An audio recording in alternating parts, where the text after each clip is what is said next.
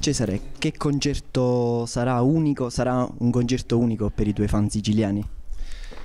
Sarà un concerto unico innanzitutto perché è uno e quindi l'occasione di poter incontrare il pubblico siciliano sarà quello, il 16 di novembre da Cireale, e proprio per questo sarà speciale. Innanzitutto è un po' di tempo che non torno in Sicilia, nonostante abbia suonato a Taormina l'anno scorso, era molto tempo che un concerto grande in un palasport mio non veniva portato in Sicilia attraverso l'idea di un grande tour, e quindi la Sicilia per me è tornata finalmente a far parte di un progetto grande che è quello che mi vedrà suonare in tutta Italia, nei più bei posti.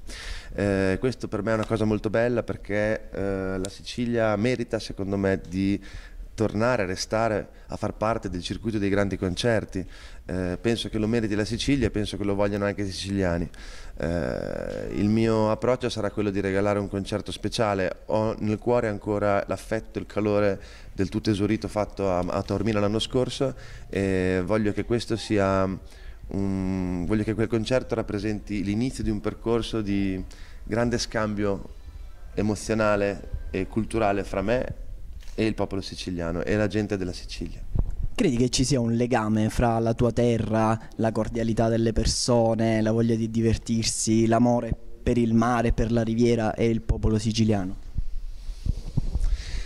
Quello che mi attrae, a me personalmente quello che attrae del popolo siciliano è la garbatezza, l'intelligenza, la sensazione che abbia assorbito la cultura che c'è in questo paese, che c'è in questa regione.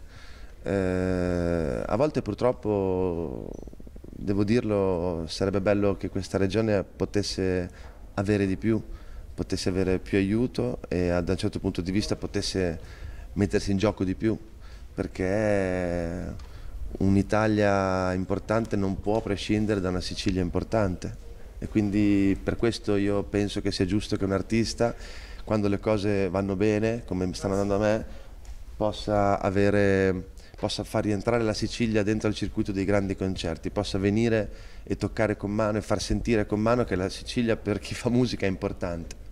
Se tu volessi dedicare una delle tue canzoni alla Sicilia, quale sceglieresti?